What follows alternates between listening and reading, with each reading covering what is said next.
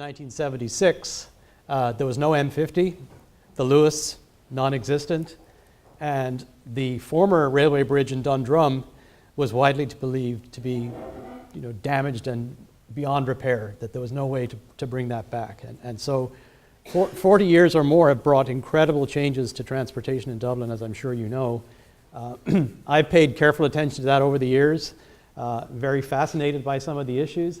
And I thought today in my talk, which is the opening of this series of 3 talks, I might set the stage for some of the wisdom that we'll hear later from Mike and Tim, and give a broad context for issues of commuting, particularly some challenges and some ideas that might have come out of research. So by way of introduction, I intend to give some very simple examples about density. I personally believe issues of density play a fundamental role in many of our concerns about transportation and planning. I do have some examples from Irish cases. I've published some papers involving interaction in Ireland, and you have wonderful data here, so there are rich resources for studying transportation, and so some Irish examples I think are apropos. I also would like to give you some examples from global cities, so how does Ireland compare to Atlanta or to Melbourne or some other cities?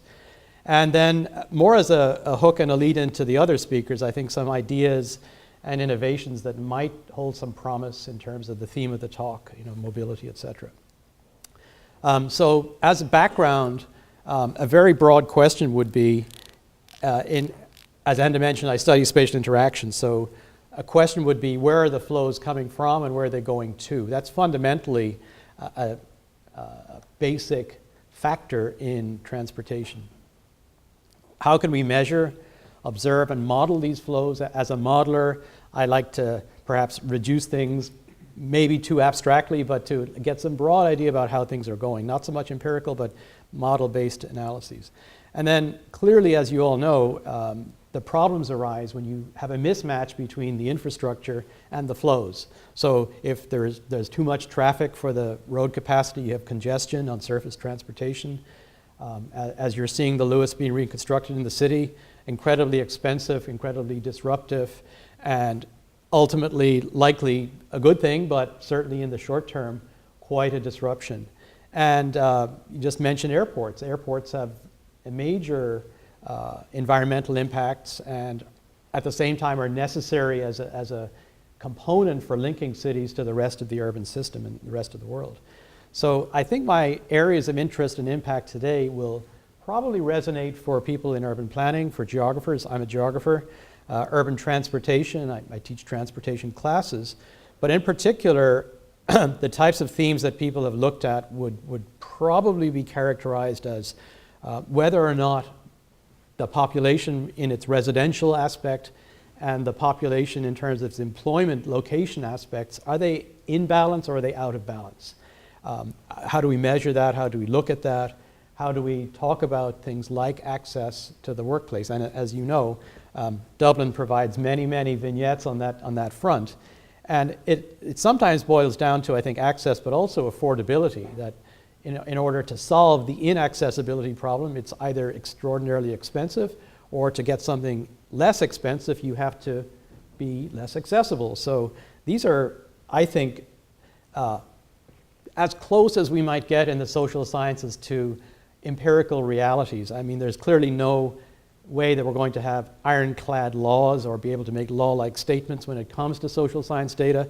But I've tried to pick out in my talk today a few very solid empirical relationships. I won't call them anything stronger than that, but certainly when you have very high R squared and the trend really looks like it's empirically well motivated, you begin to say, well, yeah, now I understand the relationship, for example, between rent and distance, or location and trip length, or density and sprawl. These are things that we actually have a pretty good handle on. And we're able to look at cities such as Dublin, or on a grander scale, other global cities, and be able to see something meaningful about the relationships as they stand. So in some ways, my talk, the first of the 3 today, is perhaps the more academic and the less specifically planning oriented, but at the same time I'm fascinated by transportation, by interaction, by the fact that location and your need to journey are inextricably linked. There's no way around it. So in my work in recent times, I've actually been fairly lucky to intuit some decent empirical relationships that I think are meaningful. I will say, and this is a great audience, and thank you for coming, it has been noted in the literature that there has been a failure of planning in terms of the Dublin area, specifically around transportation. And this article published by two colleagues in the journal Energies, I'll just show you the title, but the title itself, Measuring the Failure of Planning and Its Impact on Sustainable Travel in Dublin. So it's certainly a topic that is in the front of mind, and I don't pretend to have solutions. I don't think we can get easy solutions, but there's certainly, it's an active area of research, and we are right to be concerned about these problems and these issues. So with that kind of meta introduction, let me go into some discussion of what I think is perhaps the first probably sturdy empirical relationship that we might be able to rely on. And of course, real cities do not comply with a regular, highly modeled environment. They are much messier. But in fact, we might be able to look at cities and think of a cross-section of their density, and going from left to right here, we might imagine a city growing from a small to medium to larger city, where we're simply increasing density. We're taking the central density and modeling its growth and seeing through time we go from a city of a couple of 100,000 to perhaps millions. And one thing I've been struck about this particular relationship, which is fundamental in urban geography to talk about density gradients, is that cities that are organized like this will actually have the biggest bulk of their population outside the city, perhaps in the 5 to 10 kilometer range or even further. So the peak population ring is not the center, even though the peak density is at the center. And so at each of these successive iterates of our city growth, we're having a large chunk of population that is potentially separated from its place of work. Assuming it's a simple case, we might be able to do some back-of-the-envelope calculations and say, well, if your city's like this, there's no way that you have anything better than, say, a 10 to 20 kilometer or some number would come out as a measurement of the city's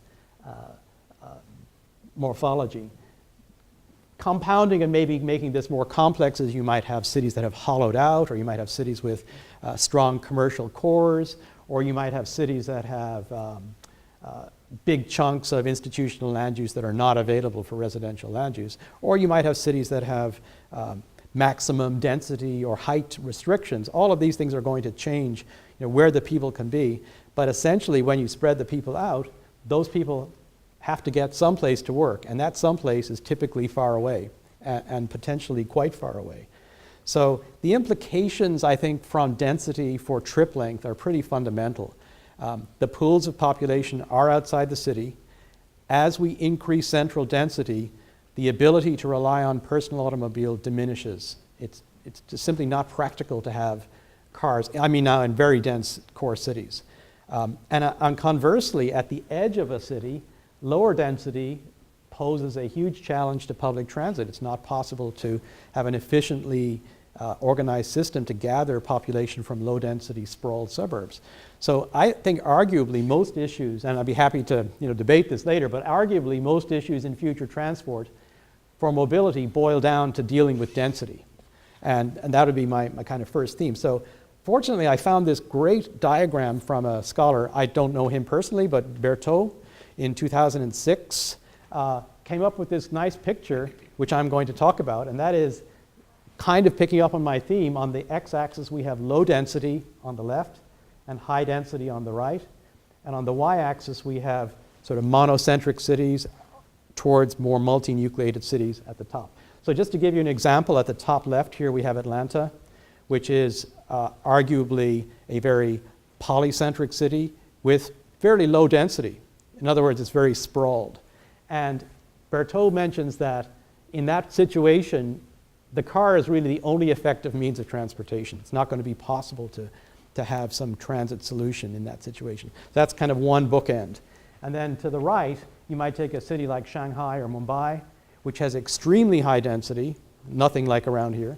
And in that case, he would argue that transit's really the only solution. You don't really have a way to operate vehicles in that sort of density. So you have two bookends, Atlanta and Mumbai. And you're probably saying, aha, where's Dublin in all of this?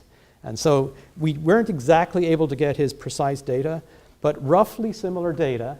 On the y-axis, we have sort of a measure of sprawlishness, and on the x-axis, a measure of density. And Dublin is towards the lower left-hand quadrant. It's quite a low-density city, and it's not very sprawled. Nothing like the two extreme cases at the bookends that I mentioned. And so if you think about future Dublin, is it going to become more Atlanta-like and more sprawled, in which case it's less likely to be serviced by transit? Or is it going to become more, let's say, well, not strictly speaking, but towards the direction of the more dense cities, in which case more likely to be transit-friendly and oriented? My personal take, and I'm the outsider here, so you can correct me, but I think Dublin's in a pretty decent spot if it takes a move to the northeast on this picture. You know, stays kind of in the lower density, less sprawled core, and maybe emulate cities, perhaps like Paris. I don't know if that's a great exemplar, but cities that are both transit and car friendly. So I think that recognizing that Dublin, for all its issues, is not as extreme as other issues, and you may be able to make a path towards preferred outcomes. So Dublin's current position, more density moves us to the right, diminishes the efficiency of auto. More sprawl moves us towards the top, towards Atlanta, and increases reliance on the auto. And of course, maybe we should focus on staying towards the middle then, and not too much extra density and somewhat of a proportionate and balanced extra spread. This notion of balance is something I'll come back to. So the second section, I want to talk about location and trip length. So Ireland, as I mentioned, has a wonderful data resource tabulating information about place of work and the details of how employed people get to work and who makes the journeys, et cetera, et cetera. And so the POWCAR, as I call it, series has a detailed file containing a demographic and socioeconomic characteristics of workers, along with all kinds of information on the origin and destination of their journeys and so on. And it does provide a laboratory for looking at trip length, which we did. So this paper, which was published by myself and Michael Najelski and Justin Gleason, made a national comparison using the spatial interaction-based journeys across the entire country. I really like the ability to do a panorama and not sort of have Dublin end at the 50-kilometer mark, but the whole thing. So we did this by occupation and by gender, and I have a few maps just to, I think it's useful to situate our discussion in the context of transport, not just for Dublin, but transport for Ireland, and where is the action, so to speak. So for each of the different occupations, the blue dots are pretty largely focal points, so Cork, Waterford, Limerick, Galway, etc. For higher professionals, I'll talk about the red ones next. The red dots would be sort of the rural, non-urban portions of counties. So there's people in County Cork who are not actually in Charleville, they're in the countryside. And their journey to work or journey to occupation is necessarily longer because they have separation from the cities and towns. As we go through the different occupations, you'd have to spend some time on these or the original article to see all the nuances. But essentially, we have a very strong focus on Dublin, as you know. We have a commuter shed boundary within, I'll call it 40 kilometers of Dublin. And we have standalone cities and towns, Galway, Dundalk, etc. And we studied the differences between men and women and the differences across occupations. So these are both high status jobs, professional males, employers and managers. Now we have lower professional males and non-manual workers on the right-hand side here. And as you notice, it's now in some ways less Dublin-centric and more if you're a non-manual worker or a lower professional career, you may have, in some ways, a different perspective than if, say, you owned a company or managing a business or operating from an urbanized location. So I don't mean to go into detail on all these 6 because there's many, many, many other examples, but I'll just give you some flavor of the 6 or so different or more analyses that we conducted. So I artfully selected 4 places, A, B, C, and D. Arklow, Bundoran, Cork, and Dundalk. Say A, B, C, D. And I've color-coded them to sort of correspond to what kind of places they are. So Arklow is very typical of ex-urban places that are accessible to cities, and they have, generally speaking, the height of the bar here is their trip length. They, generally speaking, have longer trip lengths. So across all the occupations, Arklow has quite a lengthy trip length average because the people are driving to Dublin, right? A place like Bundoran, as you can imagine, is a peripheral, rural, seaside town, far from everything. It does not have long trip lengths. It has a local employment pattern. Cork County, the unurbanized portion of Cork, has a fairly long trip length because it has to get back towards cities and towns. And then Dundalk, quite fascinating, has a relatively short trip length. And I'd argue that's probably because it has a sort of self-contained employment labor shed, and it doesn't necessarily need to travel to Dublin, although it would be possible to do so. And again, we don't have time to do everything here, but we certainly were cognizant of the contrast between men and women. So men have these trip lengths, and let me flip to the second one very quickly, and you're going to notice exactly the difference. This is the same chart for women. All the bars are shorter, and this is consistent with the literature. I would call this a fairly solid empirical finding, that trip lengths generally for women are shorter. It's been found repeatedly in the literature for all kinds of different case studies. We could talk about why this is, and certainly it's understandable, but again, the contrast between Arklow, Bundoran, Cork, and Dundalk kind of makes sense in the scheme of things. And you could go do the same story for Tipperary or Clare or whatever. So trip length by occupation and gender gives us some flavor, and the census gives us wonderful data about those broad contrasts. So this one is less easy to explain because it actually relies on some modeling, and the modeling is complicated. But essentially, we're able to extract from those data a measure of implied rent. That is, if you're lucky enough to live very close to work, you don't need to travel very far. In a sense, you have a wonderfully lucky situation, and so you should pay a high rent for that privilege. By contrast, if you live in Tullamore and you're commuting to Dublin, you should be compensated for the pain of that commute with a lower rent, right? So there's a rent gradient.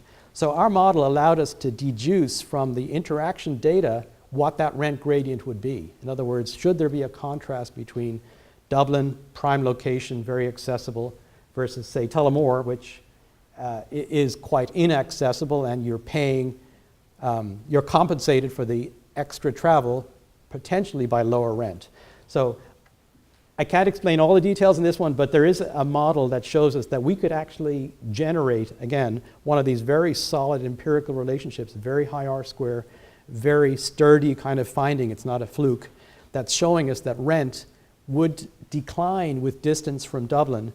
Distance from Dublin is on the x-axis, and it's in kilometers, so by the 40-kilometer mark, we have knocked off from, say, 40 to 10 in relative measurements the rent values across, in this case, 2 different occupation levels, in this case, both men, higher professionals, and home and owners of businesses.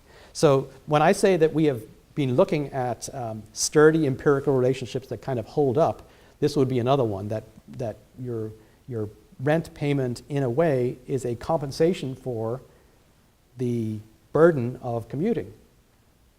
It's often encapsulated in the saying, drive till you qualify, where people are encouraged to keep moving out of the city until you reach someplace you can afford. If you take that to its limit, you do get the resultant that we have people living in Tullamore who are commuting back to Dublin, which is a ridiculously unsustainable solution. So we have rent and distance, again, same diagram, except this time for women. And so we did our analysis a couple of years ago with the '06 power car data, but there is new 2011 data, which I recommend to you. And my friends at Maynooth have this wonderful website that show things like the urban catchment areas. So just to sort of double down on what I said already, Dublin's hinterland and spatial reach is not going away. It's clear that Dublin is reaching well out into the 40 to 50 kilometer into County Kildare, out to, well, you can see the places, and it's providing a massive magnet for commuting for employment. And there's a price to pay for that. And it becomes difficult to provide transportation to service that, as you all know. So what I've tried to do to sort of lay a groundwork for the subsequent speakers is to mention some ideas from urban scholars, not necessarily at the same scale as the Irish situation, but I think with some resonance for that as well. So I live in Ohio, and we have a conference coming up about mobility. And the theme of this is, as you can see, to save lives, improve safety, optimize our system. And to do this, we must embrace technology and implement practical solutions to further enhance our transportation network. Nobody would complain or question that as a sort of motherhood and apple pie broad agenda. But what are some of the... So I have a third empirical relationship that I think is well worth looking at, and that is perhaps good news for planners, because I think we can show that there is a role for successful planning, that you can make things better, and you can correct or plan for and build in some better solutions.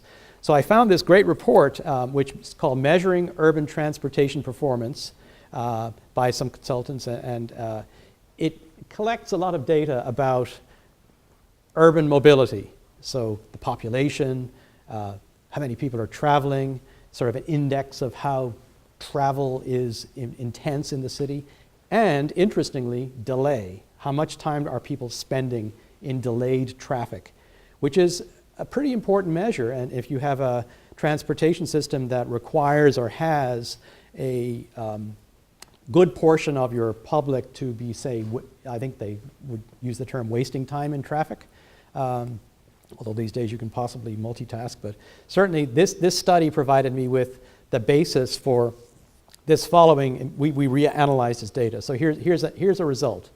And so on the x-axis, we have an index of sort of how busy and big is the city. So the more urbanized cities are to the right. And on the y-axis, how much delay is going on. So more delay is to the y-axis, and x-axis is how big is the city. So notice I've highlighted Chicago and Los Angeles. And let's just say, for the sake of argument, they're both, roughly speaking, equally busy. They're big, busy cities. They're different, of course, but notice that Los Angeles is quite a bit higher than Chicago. In other words, more delay for a roughly similar transportation situation. And so we might ask, how easily can you fix that? How easily can you reduce commuting? And I would argue that it really depends on how the city is laid out. That the city, you're dealt a hand, and you've got to play that hand. If the city has rivers and mountains and valleys, there's no easy way to get from A to B. So what's the situation? And so what we've looked at is the mismatch between jobs and residential locations. And it could potentially be laid to the source of this as a source of congestion, a wasting of time, use of energy, pollution, and ideally promoting better balance between our places of residence and work is a good thing. And so this is a little model-y, but we've done some modeling to try to figure this out. And ask this question, I think it's a fundamental question, is it fundamentally inefficient to have long commuting? Is it disorderly and sort of scattered and random to have long commutes? And the answer to that maybe a little surprising. So what we did was looked at a model, and I have to show you one slide here. Little mathy, but notice I put red boxes around three measures. H, which is entropy, a measure of disorder. So the more scattered and random is the system, the higher is H. C, the second box, is a measure of average trip length. Longer average trips, like I showed you for, say, Arklow, long trip lengths. So on average, some places have longer trip lengths. And then beta is a parameter which the model uses to fix these numbers so that our empirical data and our model match. So I think this was a pretty good insight where we discovered and published a paper that shows these three measures are fundamentally linked. I mean, mathematically or however you want to do it, you can derive a connection between beta, C, and H. And they work in a pretty neat way. And especially since we might be concerned to reduce trip length, we might say, what could we do given our city, given this parameterized model? What can it tell us about reduction of trip length? How could we go about doing that? So I think I have a minute or so. Okay. So here's what the question is.